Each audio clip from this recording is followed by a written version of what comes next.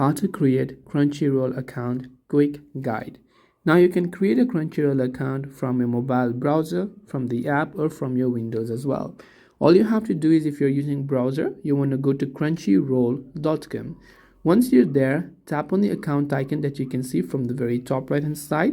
If you already have an account, you can log in, but if you don't, tap on the create account button right there. Once you tap on the create account button, over here it will simply ask you to choose the email address that you would like to use for your Crunchyroll account, and make sure you have access to this email. After that, you want to go ahead and simply create a password. Once you also happen to create a password, to confirm if it is correct, you can tap the show button. You can also agree to the terms and conditions, and then after that, from the bottom, tap on create account. Now Crunchyroll also has a free account available, so if you do not want to decide on paying now, you can subscribe to their free trial, or later on you could also go ahead and then go premium just like this. Now if you want, you have to first of all verify your Crunchyroll account from your email as well.